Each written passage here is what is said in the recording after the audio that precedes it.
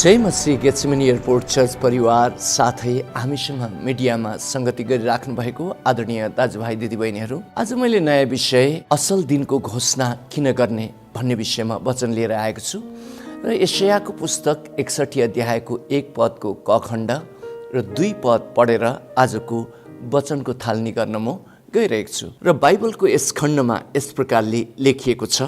परमप्रभु परमेश्वरको आत्मा म माथि छ। अब म ठ्याक्कै 2 पद पढिदिन्छु।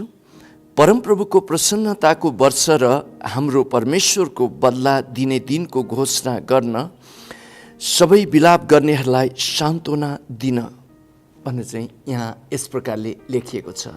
र ख्रिस्ट पारखी प्रिय दाजुभाइ दिदीबहिनीहरू, यस खण्डले हामीलाई परमेश्वरको प्रसन्नताको वर्ष घोषणा गर्ने दिनको घोषणा गर्नुपर्छ भनिकन यहाँ भनिएको छ भने त्यहाँ सुरुवातमा नै 1 पदमा परमप्रभुको आत्मा ममा छ भनेर चाहिँ बताइएको छ। र यही कुरालाई प्रभु येशूले लुकाको पुस्तक 4 अध्यायको 18 र 19 पदमा उहाँको सेवाकाई सुरु हुने समयमा नै उहाँले सभाघरमा परमेश्वरको धर्मशास्त्र लिनुभयो र यही कुराहरू उहाँले दोहोऱ्याइदिनु भएको थियो।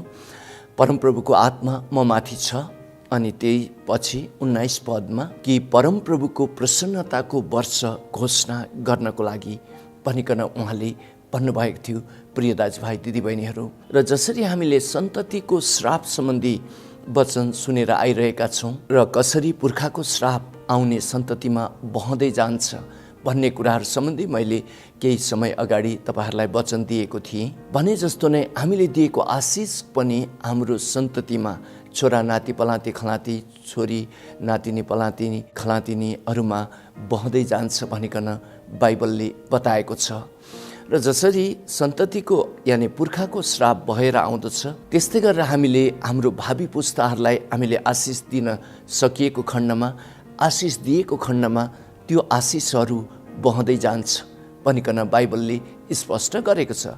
उदाहरणको लागि उत्पत्तिको पुस्तक 27 अध्यायमा इसाकले आफ्नो छोरा एसावलाई भन्नुहुन्छ, बाबु म अब धेरै वृद्ध भएको छु, म कहिले परमेश्वरलाई भेट्न जान्छु थाहा छैन, त्यसले गर्दाखेरि तिमीले एउटा शिकार मारेर लिएर आऊ र मिठो गरी त्यो शिकारलाई पकाऊ र मलाई खुवाऊ। मेरो हृदय प्रसन्न भएपछि म तिमीलाई आशिष दिन्छु र त्यो आशिष चाहिँ सन्ततिमा बगेर जानेछ, तिमीलाई पनि असल यानि भलाइ हुनेछ भनिकन इसाकले भन्नुभयो।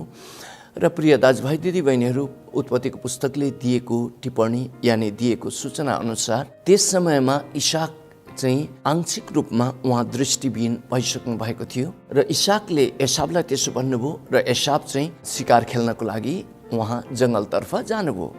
तर उहाँकै जम्लिया भाइ जो याकुब हुनुहुन्थ्यो, याकुबको आमा रिबेकाले चाहिँ यो कुरा सुन्न भएपछि तुरुन्तै याकुबलाई उहाँले भनिहाल्नुभयो कि तैँले गएर 2टा पाठा बगालबाट लिएर आइज र त्यसलाई चिरफार गर, काट र त्यो खाना म बनाइदिन्छु र म एसाव हुँ भनिकन बुवा भएकोमा जा र तेरो बुवाले जे आशिष दिनुहुन्छ तँ र तेरो भावी सन्तानलाई आशिष हुनेछ भनिकन रिबेकाले भन्नुभयो। र नभन्दै याकुबले त्यही गर्नुभयो र मिठो खाना बनाइकन जब इसाकलाई दिइयो र इसाकले उहाँले आशीर्वाद दिन सुरु गर्नुभयो, तेरो दाजुभाइहरूले तँलाई ढोगुन्, तँलाई जसले आशिष दिन्छ आशिष लागोस्, तँलाई जसले श्राप दिन्छ श्राप परोस्, साथै तँ चाहिँ एक शासक बन, तँ परमेश्वरको सृष्टिको जो अन्नपातहरूको प्रशस्ततामा तँ बस्न पाउनेछस् भनिकन यस्तो यस्तो आशिषहरू उहाँले दिँदै जानुभयो। र इसाकले छोरा याकुबलाई झुकिएर यो प्रकारको आशिष दिनुभयो। पछि गएर याकुबको सरसन्तानमा ती कुराहरू नै पुगेको हामी देख्दछौँ। प्रिय दाजुभाइ दिदीबहिनीहरू, जसरी याकुबको छोरा योसेफलाई चाहिँ उहाँको दाजुभाइहरूले गएर ढोग्न पर्यो, कारण उहाँ चाहिँ मिश्र देशको प्रधानमन्त्री हुनुभयो र उहाँका दाजुभाइहरूले जसरी अन्नपातहरू किन्न जानुभयो त्यो समयमा उहाँलाई नचिनिकन टाढैबाट उहाँलाई ढोग्दै ढोग्दै उहाँको छेउमा आउनुभयो। साथै योसेफ चाहिँ मिश्र देशको अन्नपातको प्रशस्ततामा अन्नपात बाँड्ने मान्छेको रूपमा उहाँ त्यहाँ हुन पुग्नुभयो। प्रिय दाजुभाइ दिदीबहिनीहरू, र यहाँ इसाकले जे आशिष याकुबलाई दिनुभएको थियो त्यो उहाँको छोरा योसेफमा भएको हामीले देख्दछौँ। र याकुबको 12 जना छोराहरूमा योसेफ परमेश्वरको भय मान्ने छोरामा चाहिँ त्यो आशिषहरू बहँदै गएको हामी देख्दछौँ। र त्यस्तै गरेर उहाँको दर सन्तानमा भावी पुस्ताहरूमा ती आशिष जो इसाकले याकुबलाई दिनुभएको थियो त्यही आशिषहरू उहाँको भावी पुस्तामा बहँदै गएको हामी देख्दछौँ। र त्यही आशिष अनुसार चाहिँ परमेश्वरको समुदाय पनि उहाँहरू बन्न पुग्नुभयो। यानि याकुबको भावी दर सन्तान चाहिँ परमेश्वरको समुदाय बन्न पनि पुग्नु भएको हामी देख्दछौँ। प्रिय दाजुभाइ दिदीबहिनीहरू, यहाँ इसाकले आफ्नो छोरा याकुबको जीवनमा आशिष बोलिदिनु भयो, यानि असल दिनको घोषणा उहाँले गरिदिनु भयो। त्यही कुराहरू पुग्दै गएको, यानि उहाँले जे घोषणा गर्नुभयो ती कुरा नै हुँदै गएको हामी देख्दछौँ। त्यस्तै गरेर याकुबको जो भावी सन्तानकै नाम लिएर सृष्टिकर्ता परमेश्वर येशू मसीह यहुदा कुलबाट उहाँले जन्म लिनुभयो। जन्म लिनुभएको सृष्टिकर्ता परमेश्वरले धरि पनि लुकाको पुस्तक 4 अध्यायमा उहाँले भन्नुभयो कि म असल दिनको घोषणा गर्न, यानि परमेश्वरको प्रसन्नताको वर्षको घोषणा गर्न म आएको छु भनिकन उहाँले त्यहाँ भन्नुभएको हामी देख्दछौँ। त्यस्तै गरेर प्रभुले गर्नुभएको धेरै कामहरूमध्ये 38 वर्षदेखि जो कुजे भएर बेथेस्दा दहको छेउमा लडिरहेको एउटा व्यक्ति जसको भविष्यको आशा नै थिएन, प्रभु त्यस ठाउँमा पुग्नुभयो र त्यो व्यक्तिलाई भन्नुभयो कि तिमी खडा हौ, ओछ्यान बोक र हिँड भनेर चाहिँ उहाँको असल दिनको घोषणा प्रभु येशूले गर्नुभयो। र बेथेस्दा दहको छेउमा पडिरहेको त्यो व्यक्तिले नभन्दै प्रभुले भन्नुभए जस्तो नै उहाँ जुरुकै खडा हुनुभयो, आफ्नो ओछ्यान लिनुभयो र त्यहाँबाट हिँड्नुभयो। र प्रभु येशूले परमेश्वरको प्रसन्नताको वर्षको घोषणा गर्ने क्रममा यहाँ 38 वर्षदेखि कुजे भएर भविष्यमा म कुनै हालतमा पनि स्वास्थ्यकर हुन सक्दिनँ भनेर त्यो विश्वास दुष्ट आत्माले गराइसकेको व्यक्तिलाई यहाँ असल दिनको घोषणा गरिदिनु भयो। त्यो व्यक्ति निको हुनुभयो र त्यो व्यक्ति त्यहाँबाट जानुभयो भनिकन बाइबलको यूहन्नाको पुस्तक 5 अध्यायले हामीलाई स्पष्ट गर्दछ। प्रिय दाजुभाइ दिदीबहिनीहरू, त्यस्तै गरेर अर्को खण्डमा प्रभु येशूले जो सभाघरमा उहाँ हुनुहुन्थ्यो, एउटा 18 वर्षदेखि कुप्रो परेको स्त्रीलाई उहाँले भन्नुभयो कि सिधा हो भनेर भन्नुभयो। त्यो स्त्री सिधा भइन्। तिनको जीवनमा उहाँले असल दिनको घोषणा गर्नुभयो। तिनी तुरुन्तै जाति भइन् र एकपटक प्रभु येशूले यसो पनि भन्नुभयो, जुन काम मैले गरेको छु तर मेरो नाउँमा पवित्र आत्मा परमेश्वर आउन भएपछि त्योभन्दा पनि ठुलो कामहरू तिमीहरूले गर्नेछौ भनिकन प्रभु येशूले भावी दिनको लागि हाम्रो जीवनमा त्यो घोषणा गर्नुभएको छ। प्रिय दाजुभाइ दिदीबहिनीहरू, त्यसर्थ तपाईँले आफ्नो जीवनमा, आफ्नो परिवारका सदस्यहरूमा र छरछिमेकीहरूमा, साथी मित्रहरूमा तपाईँले असल दिनको घोषणा गर्न सक्नुहुन्छ र प्रभु येशूले पवित्र आत्मा परमेश्वरले प्रभु येशूको नाउँमा त्यो कुरा तपाईँको जीवनमा पुरा गर्नुहुनेछ। प्रिय दाजुभाइ दिदीबहिनीहरू, हुनसक्छ तपाईँ धेरै समयदेखि बिमारी अवस्थामा हुनुहुन्छ, तपाईँले औषधि नखाइकन तपाईँलाई बाँच्नै नसक्ने अवस्था दुष्ट आत्माले तपाईँको जीवनमा पुर्याएको व्यक्ति तपाईँ हुन सक्नुहुन्छ। तपाईँ जो पारिवारिक जीवनमा बाँधिनु भएको छ, तपाईँको श्रीमान श्रीमतीमा एकदमै झैझगडा परिरहन्छ। ओ जिन्दगी त डुबेर गयो, कस्तो खालको जिन्दगी भयो भन्ने जस्तो दुष्ट आत्माले तपाईँको जीवनमा बनाइसकेको छ। तर तपाईँले आफ्नो पारिवारिक जीवनमा श्रीमानमा यानि श्रीमतीमा असल दिनको घोषणा गर्नुहोस्। हाम्रो असल दिन आउनेछ। मलाई मेरो श्रीमानले माया गर्न सुरु गर्नुहुनेछ, मेरो श्रीमती मैले भनेको मान्नेछ, हाम्रो विचारहरू मिल्नेछ, हाम्रो प्रेमिलो जिन्दगी प्रभुले राखिदिनु भएको छ भविष्यमा भनेर चाहिँ त्यस प्रकारले तपाईँले असल दिनको घोषणा गर्न सुरु गर्नुहोस्। आफ्नो शरीरमा यानि आफ्नो परिवारको कोही सदस्यहरू त्यस्तो प्रकारको बिमारी अवस्थामा छन् र 38 वर्षको कुजे मान्छेलाई प्रभु येशूले चङ्गाई गर्नुभए जस्तो नै 18 वर्ष कुप्री भएको दिदीलाई उहाँले चङ्गाई गर्नुभए जस्तो नै उहाँ परमेश्वरमा सबै कुराहरू सम्भव छ।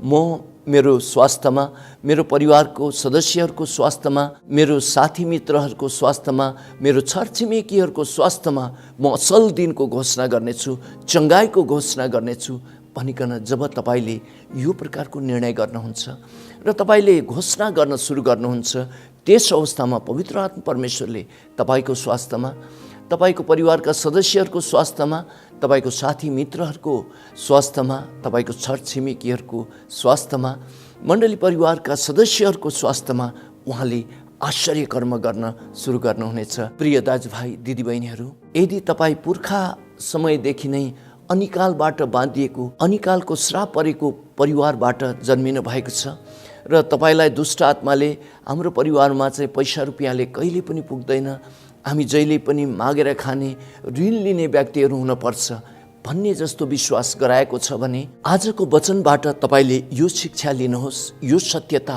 थाहा गर्नुहोस्। जसरी प्रभु येशूले एकपटक भन्नुभयो, तिमीहरूले सत्य थाहा पाउनेछौ र सत्यले तिमीहरूलाई स्वतन्त्र बनाउनुहुनेछ। र तपाईँले आफ्नो जीवनमा, आफ्नो परिवारमा त्यो साकाल घोषणा गर्न सुरु गर्नुहोस्। त्यहाँ तपाईँले आश्चर्य कर्म देख्न सुरु गर्नुहुनेछ। प्रिय दाजुभाइ दिदीबहिनीहरू, तपाईँले आफ्नो छरछिमेकीको जीवनमा, तपाईँले आफ्नो साथी मित्रहरूको जीवनमा साकाल घोषणा गर्न सुरु गर्नुहोस्। त्यहाँ तपाईँले आश्चर्य कर्म देख्न सक्नुहुनेछ। एकपटकको कुरा हो, म अमेरिकाको पेन्सिल्भेनिया राज्यको एउटा चर्चमा बोल्न गएको थिएँ। मेरो एकजना साथी, उहाँ बुढो मान्छे हुनुभए पनि हामी साथी भन्ने चलन थियो। उहाँको घर मिशिगनमा थियो र उहाँले मलाई बोलाउनु भयो, तर यसपालि म तपाईँलाई भेट्न आउन सक्दिनँ भनेर भनेको कारणले गर्दाखेरि उहाँ त्यही पेन्सिल्भेनियामा नै 12 घन्टा गाडी ड्राइभ गरेर आउने विचार गर्नुभयो। उहाँ आउनुभयो र आइतबारको दिनमा मण्डली सेवा सुरु भयो। उहाँ र म सँगै बसिरहेका थियौँ। उहाँले त्यो स्थानीय मण्डलीको पास्टर बाबुलाई म केही आशिषको घोषणा गर्न चाहन्छु भनिकन उहाँले भन्नुभयो। अनि त्यहाँ स्थानीय पास्टरले उहाँलाई समय दिनु भएपछि उहाँ उभिएर भन्न सुरु गर्नुभयो। उहाँले के भन्नुहुन्छ मलाई थाहा थिएन। उहाँले त्यहाँ पुलपिटमा गएर उभिएर भन्न सुरु गर्नुभयो कि म नेपाली गलैँचा किन्नको लागि नेपाल गएको थिएँ।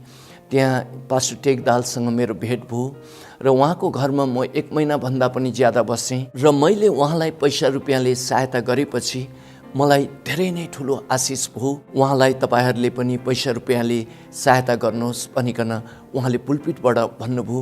मलाई कस्तो नराम्रो लाग्यो, यो मानिसले दिएको कुरा पनि के भनेको होला, यो मानिसले यस्तो कुराको पनि के घोषणा गर्नुभएको होला भनेर म त एकदम निलो कालो भएँ। म एकदम निराश भए जस्तो भएँ र त्यो पछि मैले बोल्ने क्रम थियो, तर उहाँको विषयमा मैले केही पनि बोलिनँ। मैले सिधा जे वचन थियो त्यही मात्रै कुराहरू बोलेँ। र अमेरिकामा चर्चहरूमा बोलिसके पछाडि एक भेटी बोल्ने वक्तालाई उठाइदिने चलन छ र उहाँहरूले एक भेटी उठाउनु हुँदाखेरि त्यो चर्चमा मैले पहिला पनि बोलिसकेको थिएँ र जति भेटी उठ्दथ्यो त्यति नै भेटी त्यहाँ उठ्यो। यो साह्रो ठुलो चर्च पनि थिएन, करिब 40-45 जनाको चर्च थियो। त्यसपछि म र उहाँ छुटे पछाडि आएर मैले उहाँलाई कहिले पनि चिठी पनि लेखिनँ, केही पनि गरिनँ। तर प्रिय दाजुभाइ दिदीबहिनीहरू, उहाँले जे घोषणा गर्नुभएको थियो त्यो चाहिँ आत्मिकै कुरा रहेछ भन्ने कुरा धेरै वर्षपछि मात्रै मैले थाहा पाएँ।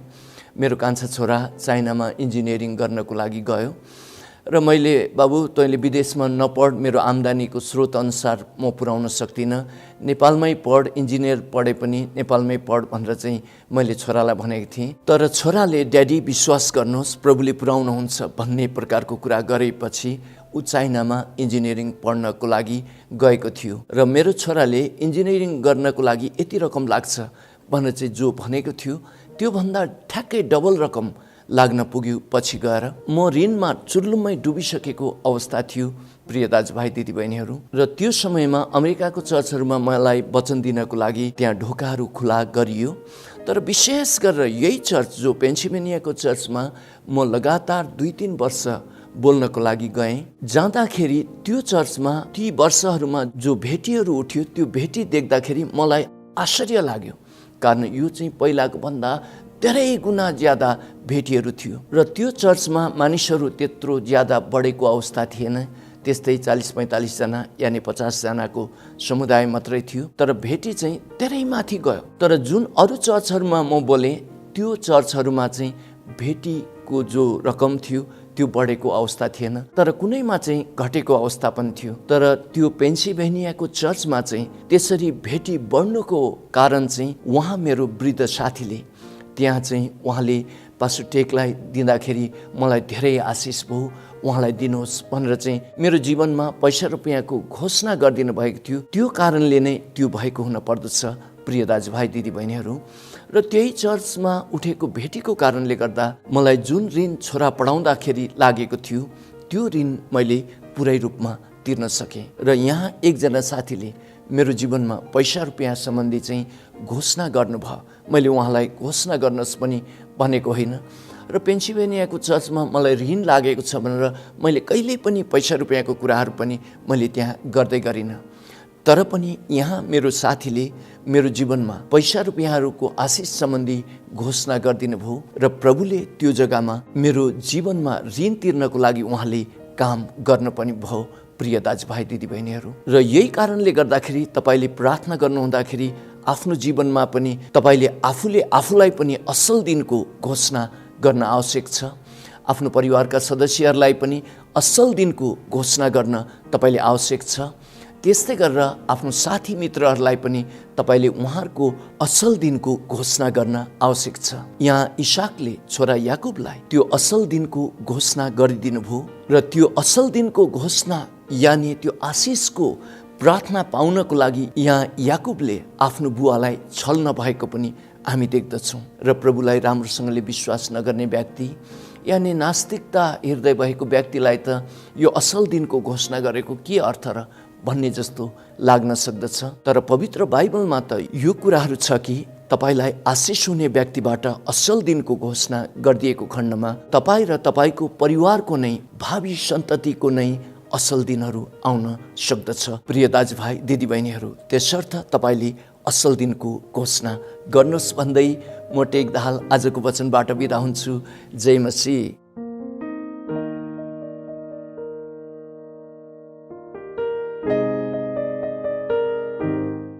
हामीले कसरी कोरोना भाइरस फैलिने क्रमदेखि रोक्न मद्दत गर्न सक्छौँ? नियमित सेनिटाइजरले हात सफा गर्ने वा साबुन पानीले हात धुनुहोस्। साबुन पानीले नधुएको हातले आँखाहरू, नाक र मुख नछुनुहोस्।